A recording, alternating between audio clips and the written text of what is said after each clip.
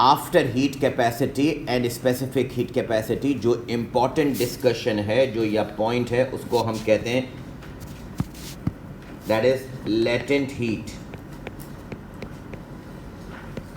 अच्छा, मैं आगे समझाने से पहले ये बता दूं कि 2019-20 ये या उससे पहले न्यूमेरिकल आते थे लेटेंट हीट के, specific latent heat of fusion या specific latent heat of vaporization. Numericals specific latent heat of fusion और numericals specific heat of vaporization के डिलीट हो चुके हैं सिलेबस से। लेटेंट हीट की थ्योरी अभी भी वैलिड है, न्यूमेरिकल ख़त्म हो गए मगर थ्योरी का कॉन्सेप्ट आपको आना चाहिए। पुराने पास पेपर अगर आप देखेंगे 2018 के, 19 के, 22 या 23 से ये डिलीट हो गया। पुराने पास पेपर कहीं कहीं लेटेंट हीट ऑफ फ्यूजन या लेटेंट हीट ऑफ वेपोराइजेशन का न्यूमेरिकल आएगा, इसलिए मैं आपको बता रहा हूँ कि कहीं पर अगर न्यूमेरिकल तुम ऐसा देखो तो वो मत करना सॉल्व, वो डिलीट हो गया है सिलेबस। अब जो न्यूमेरिकल है आपके पास सिलेबस में वो सिर्फ हीट कैपेसिटी और स्पेसिफिक हीट कैपेसिटी का है, मगर लेटेंट हीट की थ्योरी पता होनी चाहिए। लेटेंट हीट है क्या? देखो, अगर मैं कंटिन्यू हीट कर रहा हूँ किसी भी सॉलिड को, तो सॉलिड का टेम्परेचर बढ़ेगा। एक स्टेज ऐसा आएगा कि वो सॉलिड मेल्ट होना शुरू हो जाएगा। मगर ये बात याद रखना कि जितनी देर सॉलिड मेल्ट होगा उसका टेम्परेचर नहीं बढ़ेगा। ये बड़ी इंटरेस्टिंग बात है।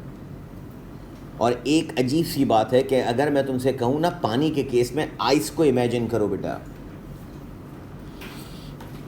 तो तुम कहोगे कि आइस का टेम्परेचर, मैं तुम्हें बताऊंगा आइस का टेम्परेचर 0 नहीं होता, आइस का टेम्परेचर बिलो 0 डिग्री सेल्सियस होता है। अब सुनो, डिफरेंस समझ में आएगा तुम्हें आइस से। जब मैं आइस की बात कर रहा हूं तो आइस का टेम्परेचर सपोज करो -12, -15, -20 डिग्री सेल्सियस। अब हम इसको कंटिन्यूसली हीट कर रहे हैं आइस को। तुमने स्टोव के ऊपर फ्रीज़र से निकाले 8-10 आइस क्यूब, सॉस पैन में डाले और नीचे से चूल्हा स्टोव ऑन कर दिया। अब कंटिन्यू स्टोव ऑन ही है, हीट कंटिन्यू मिल रही है। जैसे ही तुम फ्रीज़र से निकाल कर आइस क्यूब को स्टोव के अंदर, स्टोव से हीट करना शुरू करोगे तो एकदम से आइस क्यूब पिघलना नहीं शुरू होंगे, उसके ऊपर से ऐसा ऐसा वेपर्स उड़ना शुरू होंगे। कभी भी नोट करना, आइसक्रीम या आइस लॉरी जो आती है जेट स्पॉट टाइप, उस जेट स्पॉट का रैपर हटाओ, फ़ौरन पिघलना नहीं शुरू होगी, क्योंकि उस जेट स्पॉट का इनिशियल टेम्परेचर -12 या -15 या -20 डिग्री सेल्सियस होता है जब आप फ्रीज़र से निकालते हैं। और जैसे ही आप रैपर हटाते हैं तो उसका टेम्परेचर बढ़ना शुरू होता है भाई, -12 या -15 से 0 डिग्री सेल्सियस। अब बेटा 0 डिग्री सेल्सियस पर ये मेल्ट होना शुरू होगा, और जितनी देर मेल्ट होगा टेम्परेचर 0 डिग्री सेल्सियस ही रहेगा। पिघलती हुई बर्फ़ में थर्मामीटर डाल के चेक कर लो कभी भी, पिघलती हुई बर्फ़ में थर्मामीटर डाल लो, 90% बर्फ़ पिघल गई, 90% पानी बन गया, 10% बर्फ़ है, थर्मामीटर डालोगे 0 डिग्री दिखाएगा। जब तक बर्फ़ का थोड़ा सा भी पीस नहीं बचता टेम्परेचर 0 डिग्री होगा। जब आइस कंप्लीटली पिघल जाए, जब उसका टेम्परेचर इंक्रीज होना शुरू होता है। कोई भी थर्मोस ले लो, कोई टम्बलर ले लो, किसी भी टम्बलर में आप आइस क्यूब डाल दें और वेट करें कि वो मेल्ट होती रहे। जिस वक्त तक आइस क्यूब कंप्लीटली मेल्ट नहीं होता टेम्परेचर 0 डिग्री रहेगा। जब 0 डिग्री पर कंप्लीटली मेल्ट हो गया तो फिर अब टेम्परेचर बढ़ना शुरू होगा, क्योंकि तुमने स्टोव को रखा हुआ है। ये वो एग्जाम्पल दे रहा हूँ कि मैंने 8-10 आइस क्यूब को डाल दिया इस सॉस पैन में और नीचे से स्टोव हीटिंग मिल रही है उसे। यहाँ पर देखो, अब मैं तुम्हें समझाऊँ, यहाँ पर ये सॉलिड है यानी आइस, यहाँ पर ये सॉलिड है यानी आइस, यहाँ पर ये लिक्विड कन्वर्ट हो गया, और अब लिक्विड का टेम्परेचर बढ़ा। वाटर के केस में पानी का बॉइलिंग पॉइंट 100 डिग्री सेल्सियस। चूल्हे पर पानी गर्म करने के लिए रख दो, वो पानी गर्म होता रहेगा, होता रहेगा, होता रहेगा, होता रहेगा, होता रहेगा। एक वो पॉइंट आएगा कि जिस पॉइंट पर उस पानी के अंदर बबल्स बनना शुरू हो जाएंगे।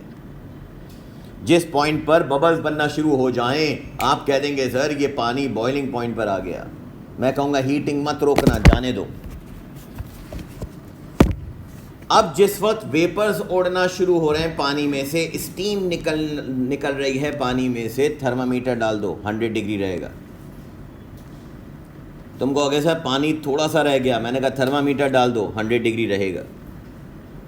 यानी फिर दोबारा चेंज ऑफ स्टेट हो रही है, और 100 डिग्री पर ही टेम्परेचर रहेगा जब तक के कंप्लीट लिक्विड गैस में कन्वर्ट ना हो जाए। टेम्परेचर 100 डिग्री सेल्सियस रहेगा। आखिर में फिर इसके बाद अगर कोई मुझसे प्रोसेस पूछे तो मैं कहूँगा अब स्टीम का टेम्परेचर बढ़ेगा। तुम्हारे घर में सब क्या कुकर है? कुकर में इमेजिन कर लें, थोड़ा सा पानी डाल के कोई मीट या मटन कोई डालते हैं, उसको गलाना शुरू करते हैं, तो जब वो गलता है तो वो स्टीम पे गलता है। नाम सुना होगा आपने, स्टीम ग्रिल्ड, स्टीम पे होता है ग्रिलिंग। स्टीम भाप का टेम्परेचर 100 डिग्री से ज़्यादा होता है, यानी कि 100 डिग्री के बाद ये स्टीम में कन्वर्ट हो गया, फिर 100 के बाद 115 या जो भी है वो 115 या 112 या 120। देखो मैं तुम्हें बता कह रहा हूँ, सुनना। इन सारे प्रोसेस में, बेटा एक मिनट सामने देखना, इन सारे प्रोसेस में अभी मैं ग्राफ से भी दिखाऊंगा। एक point A B C D E F, सुनो ज़रा गौर से। एक जगह A से B, B से C, C से D, D से E, E से F, किसी जगह टेम्परेचर बढ़ रहा है, किसी जगह स्टेट चेंज हो रही है। जिस जगह, अब ज़रा गौर से कान खोल के सुनना, जिस जगह टेम्परेचर चेंज हो रहा है दैट इज़ स्पेसिफिक हीट, जिस जगह स्टेट चेंज हो रही है दैट इज़ लेटेंट हीट। मैंने क्या कहा था कि स्टोव को कंटिन्यू ऑन रखना, यानी कि तुमने आइस क्यूब सॉसपैन में डाले, चूल्हा ऑन कर दिया, अब कंटिन्यू तुम हीट दे रहे हो, हीट को रोका नहीं है तुमने।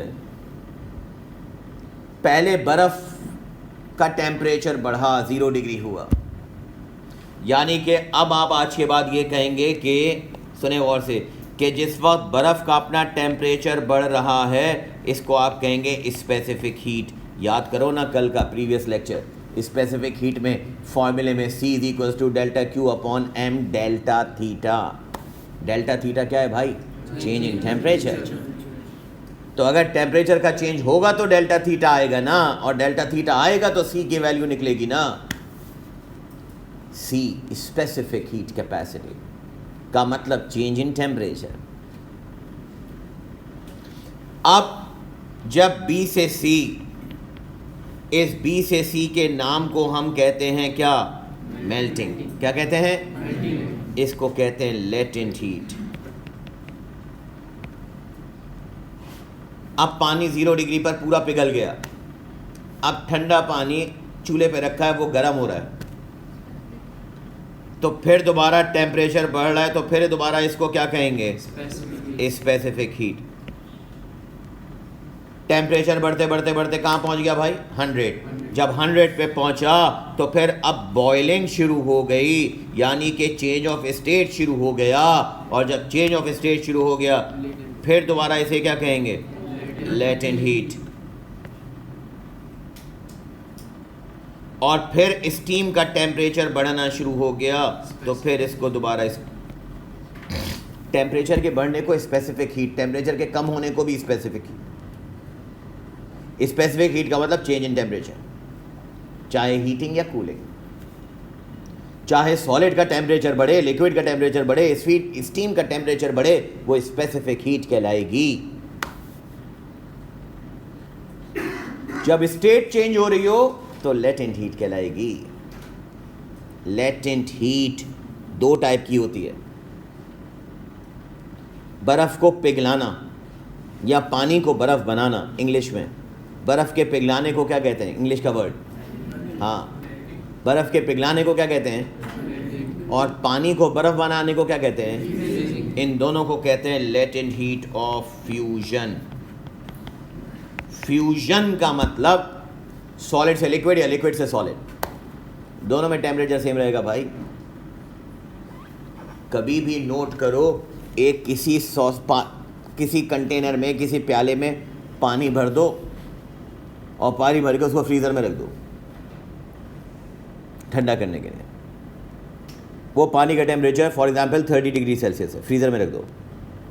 फ्रीज़र में रखने के बाद 1 घंटे, 2 घंटे, 3 घंटे के बाद थर्मामीटर डाल के देखते रहो, उसका टेम्परेचर कम होता जाएगा।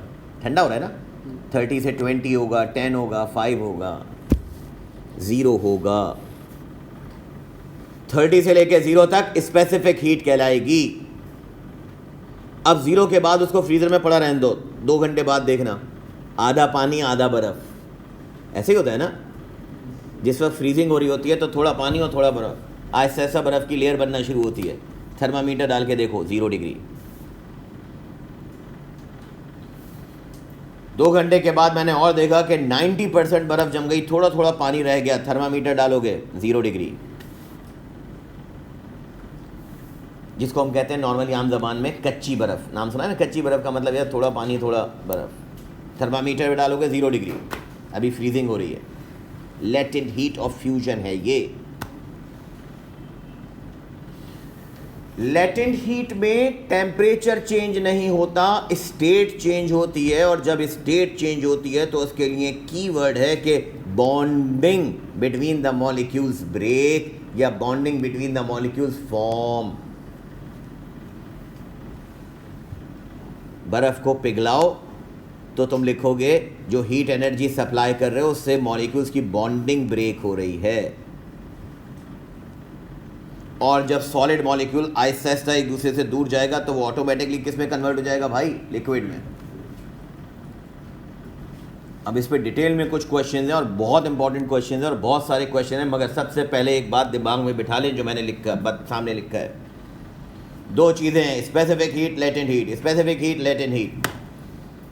स्पेसिफिक हीट में टेम्परेचर चेंज, चाहे हीटिंग हो या कूलिंग हो, temperature change.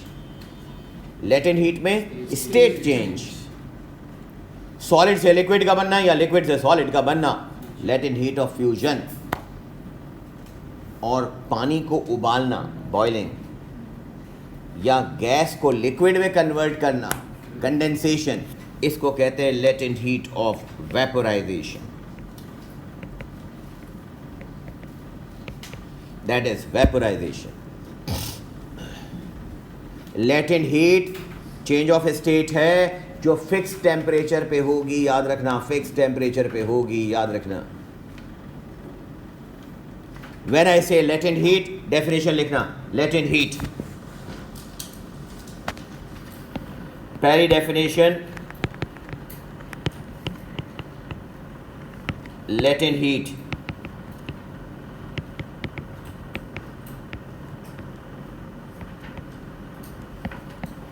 it is the amount of heat required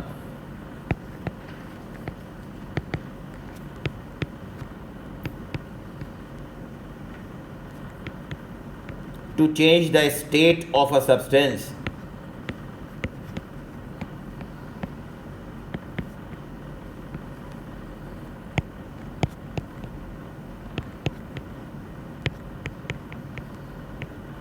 at constant temperature.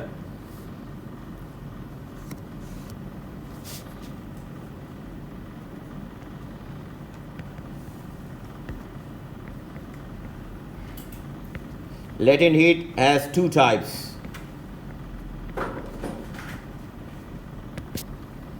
दो तरह की लेटेंट हीट होती है। अभी जो मैंने बताया, number 1 latent heat of fusion,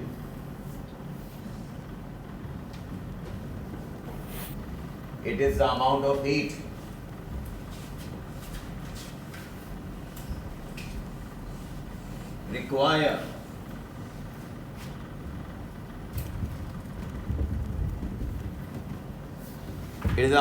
required to change solid into liquid, जिसको melting कहते हैं, और liquid to solid.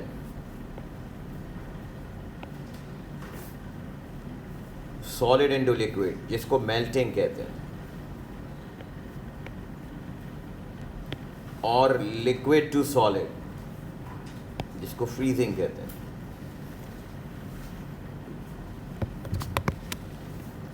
At constant temperature.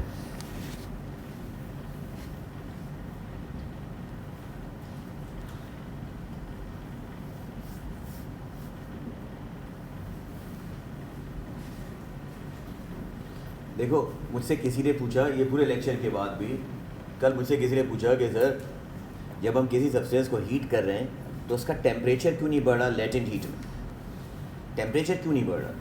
मैंने कहा देखो, जब तुम हीट कर रहे हो ना, हीट एनर्जी सप्लाई कर रहे हो, तो टेम्परेचर जब बढ़ता है जब स्टेट चेंज ना हो रही. जब आप हीट सप्लाई कर रहे हैं तो बेसिकली लेटेंट हीट के वक्त जो हीट सप्लाई की जा रही है वो हीट एनर्जी मॉलिक्यूल्स के बॉन्डिंग को तोड़ने के लिए अप्लाई हो रही है, इस्तेमाल हो रही है. Molecules of solid closely packed होते हैं. अब इनको एक दूसरे से दूर करना है भाई, खुद तो नहीं होंगे, तो आप एनर्जी सप्लाई करते हैं. इतनी एनर्जी देते हैं कि मॉलिक्यूल्स की बॉन्डिंग टूटती है और मॉलिक्यूल्स एक दूसरे से दूर होते हैं. इसलिए यहाँ पर कीवर्ड है दो एनर्जी. सुने और से सुने. जो मैं स्टोव से एनर्जी दे रहा था, जो आग निकल रही थी, उसको कहते हैं हम थर्मल एनर्जी या हीट एनर्जी. सही. मॉलिक्यूल्स के अंदर हीट एनर्जी जब रिसीव होती है मॉलिक्यूल्स को, अब मैं मॉलिक्यूल की बात कर रहा हूँ, मॉलिक्यूल्स जब अपने अंदर हीट एनर्जी लेते हैं तो हम कहते हैं, बेसिक फिजिक्स का रूल क्या है, energy can neither be created nor be destroyed but transfer from one form to another.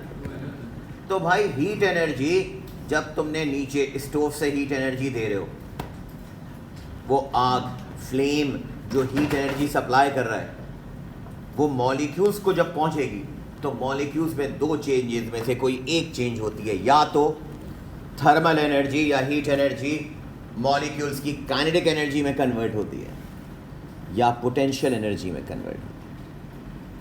अगर टेम्परेचर बढ़ रहा है तो काइनेटिक एनर्जी मॉलिक्यूल्स की चेंज होगी, और अगर स्टेट चेंज हो रही है तो पोटेंशियल एनर्जी चेंज होगी. अब देखो, आहिस्ता आहिस्ता तुम्हें समझ में आएगा ये सब चीज़ें आपस में जुड़ी हुई हैं. आगे जनरल फिजिक्स आप पढ़ेंगे तो आप कहेंगे सर काइनेटिक एनर्जी का फॉर्मूला, जनरल फिजिक्स में बताऊंगा, काइनेटिक एनर्जी का फॉर्मूला हाफ mv² होता है, पोटेंशियल एनर्जी का फॉर्मूला mgh होता है, वो बाद में देखेंगे चल के. काइनेटिक एनर्जी स्पीड पर डिपेंड करती है, पोटेंशियल एनर्जी डिस्टेंस पे डिपेंड करती है. दोबारा सुनना ज़रा, शुरू में थोड़ा ध्यान देना पड़ेगा, 100% अटेंशन मेरी तरफ रहे. एक मॉलिक्यूल्स की स्पीड है, एक मॉलिक्यूल्स का बीच में डिस्टेंसेस हैं, गैप है. सोचो, जब मॉलिक्यूल्स की स्पीड बढ़ेगी, कोलिजन बढ़ेंगी, टकराना बढ़ेगा, तो फिर काइनेटिक एनर्जी बढ़ेगी, तो फिर टेम्परेचर बढ़ेगा. मगर जब मॉलिक्यूल्स को एनर्जी मिली जिससे मॉलिक्यूल आहिस्ता आहिस्ता बॉन्ड टूट रहा है, अब सोचो सॉलिड मॉलिक्यूल जुड़ा हुआ है, जब हीट एनर्जी दे रही हो वो दूर हो रहा है, जब दूर हो रहा है तो इनके बीच में डिस्टेंस बढ़ेगा. जब वो डिस्टेंस बढ़ेगा तो पहला इम्पैक्ट क्या, सॉलिड थोड़ी रहा, फिर वो क्या बन गया, और फिर बीच में डिस्टेंस भी उनके बढ़ गया. यस और नो? तो इसका मतलब पोटेंशियल एनर्जी चेंज है. Listen, this is very important. Heat energy supplied to the molecules is either convert into kinetic energy or convert into potential energy. अगर energy convert into kinetic energy, then the temperature changes, and if temperature changes, then this is called specific heat. But if the heat energy supplied and that converts into potential energy and the bonding between the molecules break, molecules move apart from each other, then this is called latent heat. यानी कि आज के बाद ध्यान में रखना कि एक लेटेंट हीट है और एक स्पेसिफिक हीट है। स्पेसिफिक हीट का मतलब टेम्परेचर चेंज होगा, लेटेंट हीट का मतलब स्टेट चेंज होगी।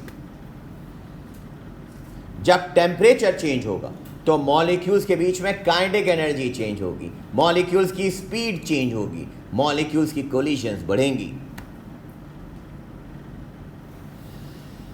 टेम्परेचर चेंज, दोबारा सुने, टेम्परेचर चेंज, ये कीवर्ड आपस में याद रखना। टेम्परेचर का ताल्लुक काइनेटिक एनर्जी, काइनेटिक एनर्जी का ताल्लुक स्पेसिफिक हीट कैपेसिटी, और इसमें होगा क्या, speed of the molecules change होंगे, और क्या होगा, कोलिजन्स होंगी।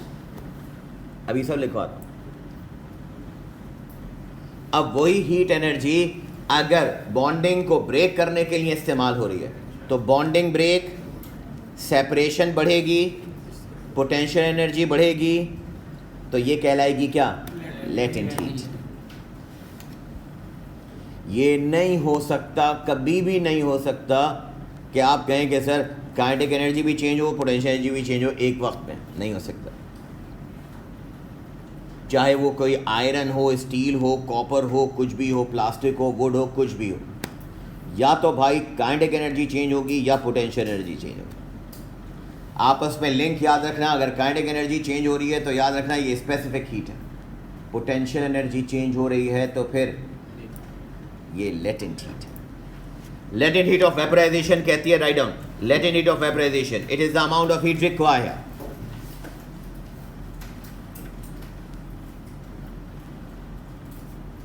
it is the amount of heat required to change liquid to gas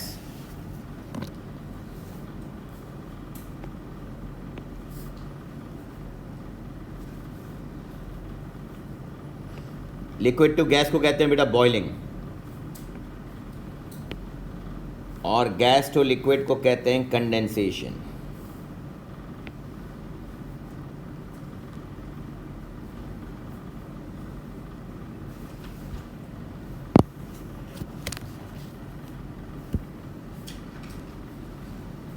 At constant temperature.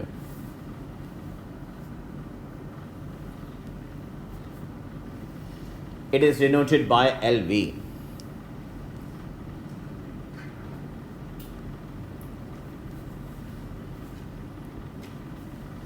अब एक बहुत इम्पॉर्टेंट और बहुत मतलब कॉन्सेप्ट को समझने के लिए आपके पास एक डिफरेंस आता है कि मुझे बताओ फिर अब अभी तक के डिस्कशन में लेटेंट हीट और स्पेसिफिक हीट में फ़र्क क्या है। तो फिर अब ये क्वेश्चन बनता है आपके लिए, देखें ये मेन इम्पॉर्टेंट डिस्कशन है, that is the difference between specific heat and latent heat. Specific heat और लेटेंट हीट का डिफरेंस, बीच में कॉलम बना लें।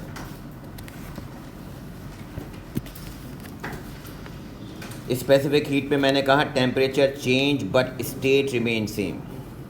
लेटेंट हीट में मैंने कहा state change but temperature remains. Specific heat में काइनेटिक एनर्जी चेंज होगी, लेटेंट हीट में potential energy change. Specific heat में मॉलिक्यूल्स की स्पीड और कोलिजन्स का जिक्र होगा, लेटेंट हीट में बॉन्डिंग बिटवीन द मॉलिक्यूल्स की डिस्कशन होगा and separation between the molecules changes.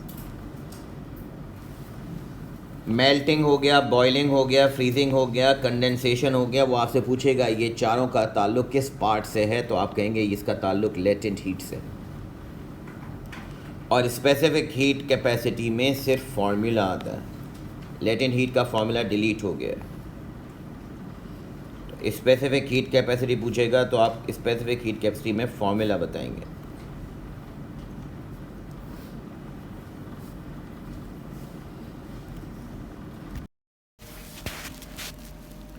Paper 2 में जो थर्मल के ग्राफ मिलेंगे वो थर्मल के ग्राफ दो टाइप के हैं। One is called heating curve other one is called cooling curve. Y axis पे टेम्परेचर है, एक्स एक्सिस पे टाइम है। अब मेरे पास एक सब्सटेंस है, लिसन केयरफुली। उस सब्सटेंस का ग्राफ स्टार्टिंग में ये है, देखते जाओ जरा आवाज। ये ए टू बी, बी के बाद मेरे पास एक हॉरिजॉन्टल लाइन है, short horizontal line. Short horizontal line एक वजह है जिसकी वजह से मैं शॉर्ट पे जोर दे रहा हूं, बताता हूं भी। That short horizontal line is from B to C. Then we have another graph, another curve like this, and that point is D. At point D we have another horizontal long line, that is E. And after E we have another curve like this. देखो आप heat कर रहे हो, heat कर रहे हो, इसका मतलब यह है कि स्टार्ट से कंटिन्यूसली ग्राफ नीचे से ऊपर जा रहा है। मेरा पहला क्वेश्चन का जवाब देना, इसमें you can see here A to B 1, B to C 2, C to D 3, D to E 4, E to F 5. 5 processes हैं। टेल मी, इन सब में से किस में सब्सटेंस गैस की फॉर्म में है? देखो ना, जब ग्राफ, हीटिंग ग्राफ ऊपर जा रहा है तो सबसे नीचे वाला लो टेम्परेचर पे वो सॉलिड होगा, उससे ऊपर बीच वाले पे कौन होगा? लिक्विड। और सबसे हाई टेम्परेचर पे क्या होगा? इसका मतलब आई कैन से दैट कि ये जो फर्स्ट स्टेप है आपका, स्टार्ट जहां से ग्राफ हो रहा है ए टू बी, ये सॉलिड, ये लिक्विड। क्वेश्चन को गौर से सुनना, एग्जामिनर इस तरह के क्वेश्चन करता है, right? Eight which point, answer आप देंगे बेटा, एक minute listen. Eight which point liquid completely convert into gas? तुमने सुना नहीं, उसमें ऑप्शन में ये होगा D to E या E to F या D या E। बताएं, सवाल दोबारा सुने मेरा क्या है? At which point liquid completely converts into gas? क्या है? E। फिर वो सवाल करेगा at which point liquid starts converting into gas? कौन सा पॉइंट है? एक्सीलेंट। लिसन, लैंग्वेज को ख्याल रखना कि लैंग्वेज क्या है। सुने, सबसे बॉटम पे पॉइंट ए पर ये सॉलिड है, ए से बी तक सॉलिड ही है, पॉइंट बी पर भी ये सॉलिड है, मगर B to E इस प्रोसेस को क्या कहते हैं भाई? क्या कहते हैं? अब मुझे बताएं, ये जो मेल्टिंग है B to C, ये स्पेसिफिक हीट है या लेटेंट हीट है? और अगर ये लेटेंट हीट है तो लेटेंट हीट में भी ये लेटेंट हीट ऑफ वेपोराइजेशन है या फ्यूजन है? क्या है? फ्यूजन। Very good. ये सॉलिड से लिक्विड है तो आप इसको लेटेंट हीट ऑफ फ्यूजन कहेंगे।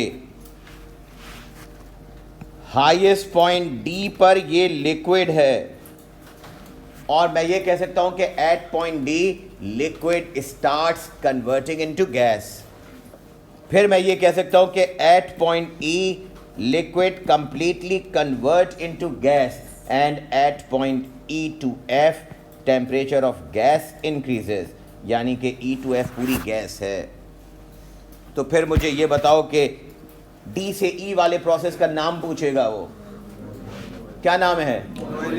आप कहेंगे डी टू ई वाले प्रोसेस का नाम है बॉइलिंग। अब मुझे बताएं, ये बॉइलिंग में स्पेसिफिक हीट है, लेटेंट हीट ऑफ फ्यूजन है या लेटेंट हीट ऑफ वेपोराइजेशन है? क्या है? That is called latent heat of vaporisation. जहाँ जहाँ बेटा टेम्परेचर बढ़ रहा है, याद रखना, जहाँ जहाँ टेम्परेचर बढ़ रहा है, यानी कि इस प्रोसेस को और इस प्रोसेस को, इन तीनों प्रोसेसेस को हम कहते हैं क्या? Specific heat. Is that clear? Specific heat में टेम्परेचर बढ़ता है। शॉर्ट फॉर्म में समझ लें, स्पेसिफिक हीट में टेम्परेचर इंक्रीज होगा, चेंज होगा। स्पेसिफिक हीट में टेम्परेचर चेंज होगा, लेटेंट हीट में स्टेट चेंज होगी। स्पेसिफिक हीट में टेम्परेचर चेंज होगा और लेटेंट हीट में स्टेट चेंज होगी, चाहे वो सॉलिड से लिक्विड हो या लिक्विड से गैस हो। इन दोनों को आप लेटेंट हीट कहेंगे, एक फ्यूजन एक वेपोराइजेशन। Is that clear? अगला पॉइंट सुनना। अब वो आपसे ये सवाल करेगा और मैं रेफरेंस दिखाऊंगा अभी। वो आपसे कहेगा कि वाई, क्यों melting takes less time than boiling.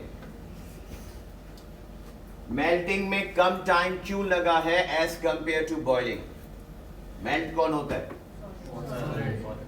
Good. Melt कौन होता है? सॉलिड। और बॉयल कौन होता है? लिक्विड।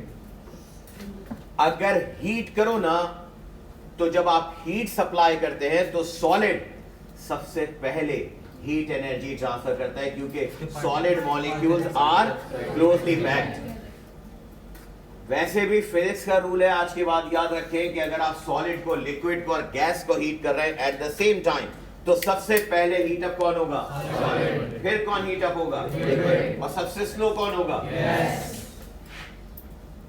सॉलिड को हीट करेंगे तो आप कहेंगे सॉलिड को हीट करना सबसे आसान है। सॉलिड को हीट करने के लिए तुम थोड़ी सी भी हीट एनर्जी सप्लाई करोगे, सॉलिड मॉलिक्यूल आहिस्ता आहिस्ता एक दूसरे से दूर होंगे, और अगर थोड़े भी एक दूसरे से दूर हुए तो कन्वर्ट हो गए वो किस में? लिक्विड।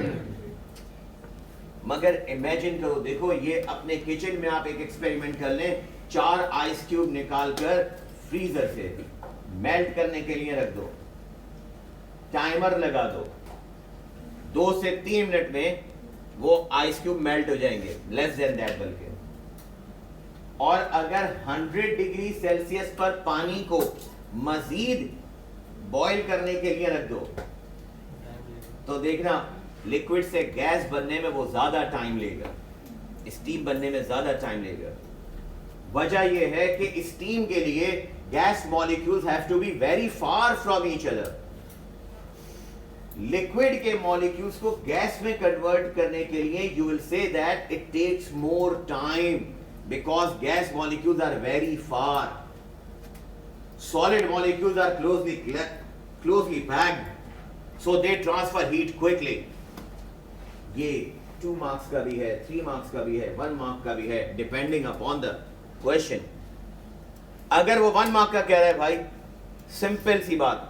अब देखो ये वो पॉइंट है कि जहां पर स्टूडेंट मुझसे कहते हैं कि सर हमें आंसर तो पता था मगर उस पर लिखना क्या था ये हम नहीं बता पाए, क्योंकि एग्जामिनर ने ट्रिक की। उसने ट्रिक क्या की सुने, उसने कहा why melting takes less time than boiling. सही, तुमको ये तो अभी आपने पूरा एक्सप्लेन किया। मैंने कहा हाँ मैंने एक्सप्लेन किया, मगर सुनो ना, वो आपसे ये पूछ रहा है, रेफरेंस दिखाता हूं। वो कह रहा है why melting takes less time than boiling, और आगे लिखा हुआ है 1 मार्क और नीचे एक लाइन दी हुई है बस। अब मुझे ये बताओ एक लाइन में तुम क्या आंसर दोगे यहां पर? अब पूरी कहानी नहीं बता सकते। देखो वैसे तो 3 मार्क्स है, अगर असल क्वेश्चन उसने पूछा तो वो 3 मार्क्स का होगा भाई।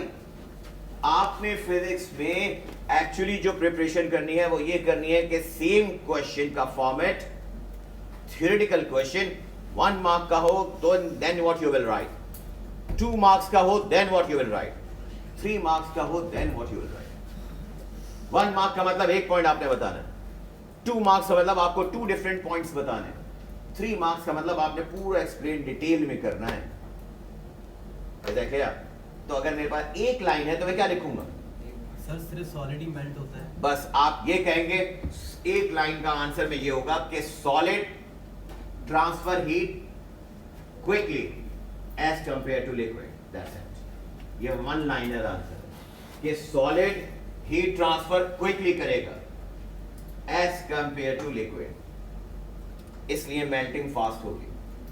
डिटेल आंसर मैं अब बताऊंगा, मगर एक बात समझ लें, एक बात बहुत अच्छे से समझ लें कि हीटिंग में कहीं स्पेसिफिक हीट है, कहीं लेटेंट हीट है. अगर टेम्परेचर चेंज है, इसको तो दिमाग में बिठा ले, अगर टेम्परेचर चेंज है तो क्या है? Specific heat. और अगर स्टेट चेंज है तो फिर क्या है? और अगर लेटेंट हीट है तो फिर एक चीज चेंज नहीं होगी, यानी कि temperature remain constant. Temperature remain constant. Heating का ग्राफ होगा तो ग्राफ नीचे से ऊपर जाएगा क्योंकि टेम्परेचर बढ़ रहा है. अब मुझे बताओ, अगर इसी तरह का ग्राफ मैं कूलिंग का कर दूं तो ग्राफ कैसा होना चाहिए? क्या होगा? तो सुने, ये आपके पास कूलिंग का ग्राफ है. लुक हियर, इसको हम फिजिक्स में कहते हैं cooling curve. If you look at this cooling curve, अब इस कूलिंग कर्व को देखो तो सबसे टॉप पर, यहां पर ये गैस है. टॉप पर, सिर्फ टॉप पे नजर रखें, सबसे टॉप पर आप देख रहे हैं पॉइंट ए पर गैस है. ये गैस को तुमने समझो फ्रीजर में रख दिया. सही है? आपने एक कुकर लिया, कुकर के अंदर पूरी स्टीम है, उस स्टीम को आपने निकाल के फ्रीजर में रख दिया. बच्चों का कभी स्टीमर होता है ना, जिसको स्टेरिलाइजर भी कहते हैं या स्टीमर कहते हैं, वो ट्रांसपेरेंट होता है. ट्रांसपेरेंट का मतलब प्लास्टिक का होता है, वो अंदर से तुम्हें नजर आता है. तो जब वो स्टीम होती है तो अंदर सारी भाप होती है. उसको थोड़ी देर के लिए छोड़ दो या फ्रीजर में रख दो, तो तुम देखोगे आहिस्ता आहिस्ता उसके वॉल्स पे, दीवार पे वाटर वेपर्स बनने शुरू होंगे. फिर वो वाटर वेपर्स आहिस्ता आहिस्ता नीचे जाके एक लिक्विड की फॉर्म में जमीन पे, सरफेस पे आ जाएंगे. इसका मतलब जब गैस है तो पॉइंट ए है, जब आपने फ्रीजर में डाल दिया तो गैस अब स्क्वीज हो रही है, यानी करीब आ रही है, टेम्परेचर डिक्रीज हो रहा है. और जब गैस का टेम्परेचर डिक्रीज हो रहा है तो इस प्रोसेस का नाम क्या होगा? ए टू बी क्या होगा? Specific heat. स्पेसिफिक हीट में टेम्परेचर डिक्रीज हो रहा है. पॉइंट बी पर गैस है, और आप सबको पता होना चाहिए कि गैस को लिक्विड में कन्वर्ट करने को हम कहते हैं क्या? कंडेंसेशन. कंडेंसेशन में फिर दोबारा लेटेंट हीट ऑफ वेपोराइजेशन. याद रखो, लिक्विड टू गैस और गैस टू लिक्विड तो लिख चुके हो, वेपोराइजेशन. यहां पर टेम्परेचर चेंज नहीं होगा. यस, बी टू सी में टेम्परेचर चेंज नहीं होगा, बल्कि क्या चीज चेंज होगी? स्टेट चेंज होगी. मॉलिक्यूल्स करीब आ रहे हैं, क्लोज आ रहे हैं, मॉलिक्यूल्स करीब आ रहे हैं. पॉइंट सी पर ये लिक्विड बन गया. अब ये लिक्विड फ्रीजर में है, तो अब ये लिक्विड दोबारा हीट एनर्जी अपने में से रिलीज कर रहा है और ठंडा हो रहा है. अब ये लिक्विड ठंडा हो रहा है, टेम्परेचर डिक्रीज कर रहा है, ठंडा हो रहा है, एनर्जी अपने में से रिलीज कर रहा है. देखो, कोई चीज अगर ठंडी होगी तो वो अपने अंदर से हीट एनर्जी इमिट करेगी, रिलीज करेगी. मैं अपना हाथ, सिंपल बात बता रहा हूं, मैं अपना हाथ अगर एसी ग्रिल के सामने रख दूं तो मेरे हाथ से हीट एनर्जी रिलीज होगी. और अगर मैं अपना यही हाथ सनलाइट के नीचे रख दूं तो मेरा हाथ हीट एनर्जी गेन करेगा, एब्सॉर्ब करेगा. यानी हीटिंग में हीट एनर्जी एब्सॉर्ब होती है, कूलिंग में हीट एनर्जी रिलीज होती है.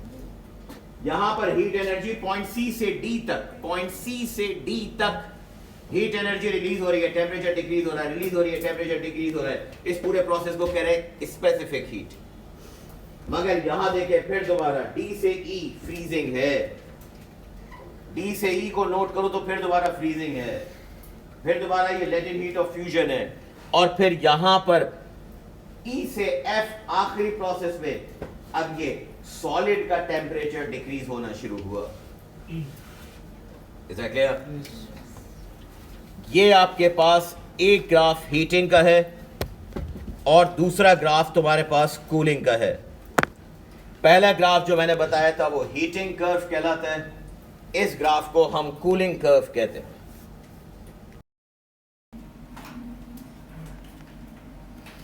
न्यूमेरिकली ये 3 to 4 क्वेश्चंस हैं जो 3 मार्क्स के आते हैं ईच. पहला क्वेश्चन है व्हाट हैपेंस ड्यूरिंग मेल्टिंग, यानी कि टेम्परेचर कांस्टेंट क्यों रहेगा अगर आप कंटिन्यू हीट दे रहे हैं। तो ये इसका एक प्रॉपर आंसर है, right down. When molecules gain thermal energy,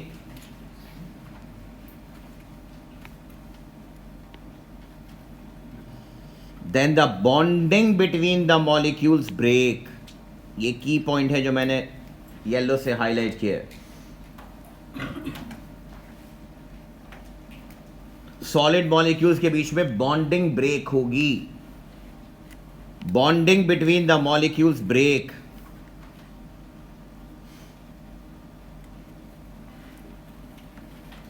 and they move slightly away. ये अगला की पॉइंट है, and they move slightly away from each other,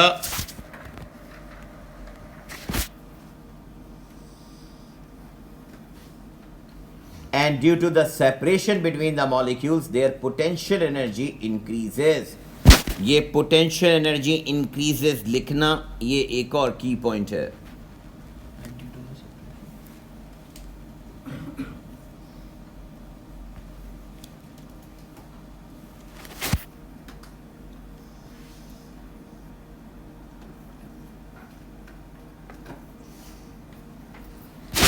Potential energy increases and solid converts into liquid।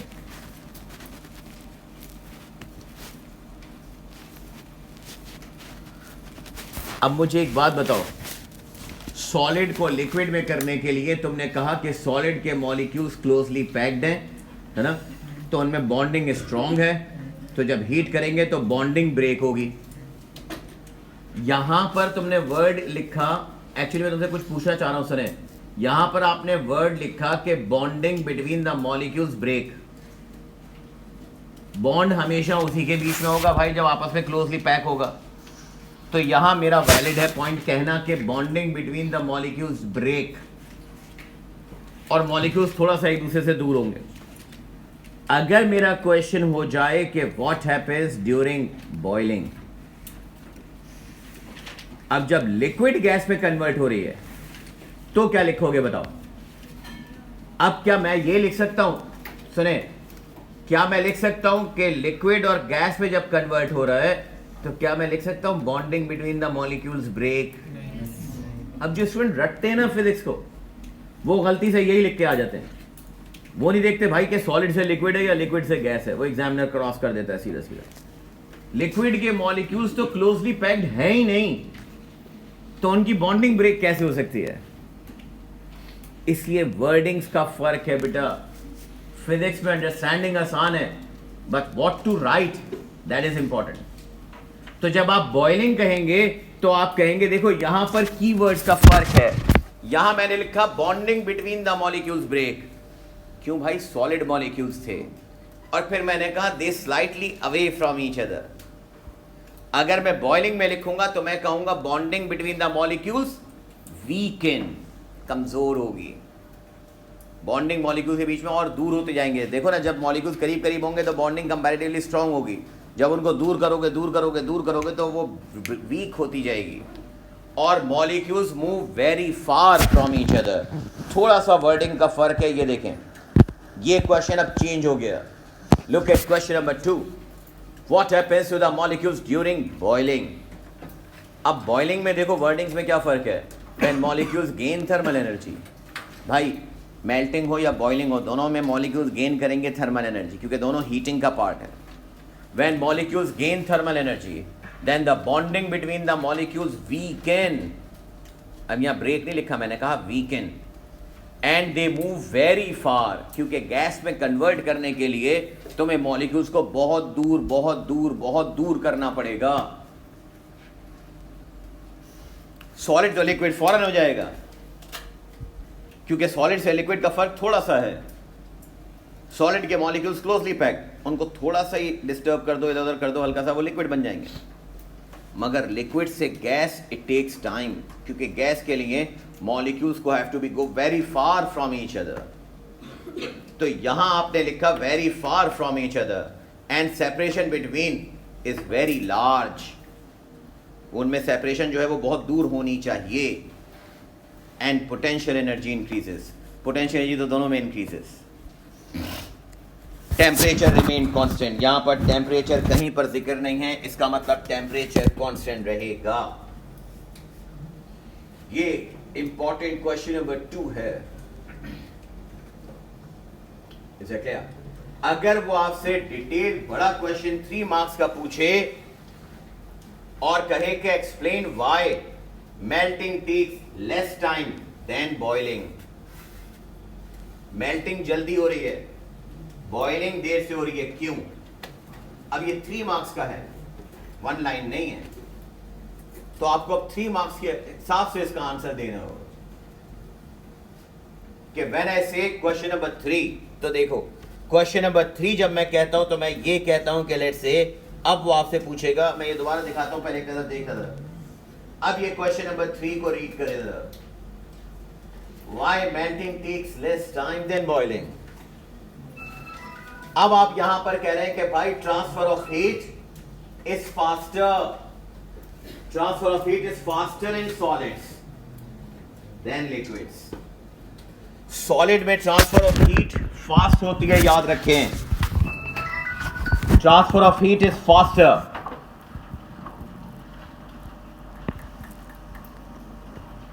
in solids than liquid. So during melting, solid molecules quickly transfer heat. Solid molecules तेजी से transfer करते हैं heat. And bonding break होती है। Solid molecules quickly transfer heat, bonding break and a small separation between the molecules make them liquid. Solid को थोड़ा सा भी आप हीट करोगे वो लिक्विड बन जाएगा। मगर फिर मैंने कहा आगे के लिक्विड को हीट करना, लुक हियर, लिक्विड को हीट करना takes long time, because liquid को गैस में कन्वर्ट करने के लिए you have to provide energy for longer time. आपको ज्यादा देर तक हीट सप्लाई करनी पड़ेगी, because gas molecules have to be very far from each other, क्योंकि गैस मॉलिक्यूल्स को बहुत दूर होना पड़ेगा तब वो गैस कहलाएगा। देखिए ये क्वेश्चन का डिफरेंस है कि क्वेश्चन में एग्जामिनर किस तरह से किस सिचुएशन में क्वेश्चन करेगा। यही बात मैंने अभी हीटिंग कर्व और कूलिंग कर्व पे बताई थी। देखो ये हीटिंग कर्व है आपके saamne, इसकी पिक्चर ले लें, ये आपने अपने पास पूरा ग्राफ ड्रॉ करना है। That is heating curve.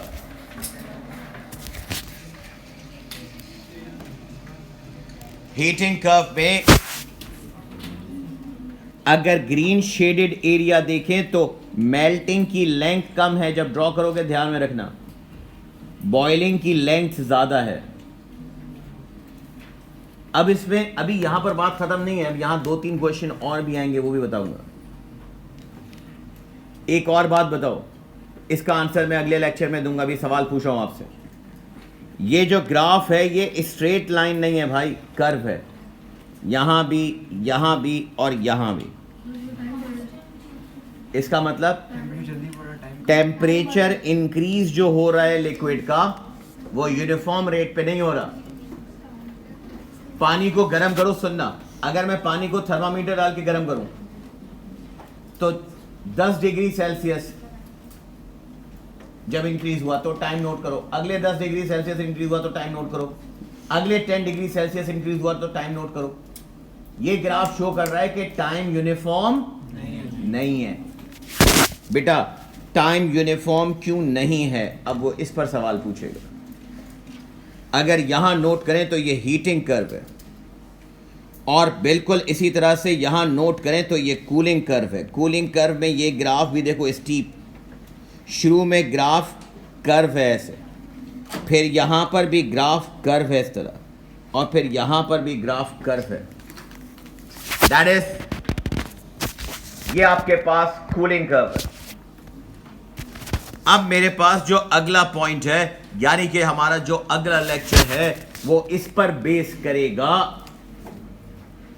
कि why the graph is a curve not straight line. Curve straight line क्यों नहीं है, इसको हम डिस्कस करेंगे।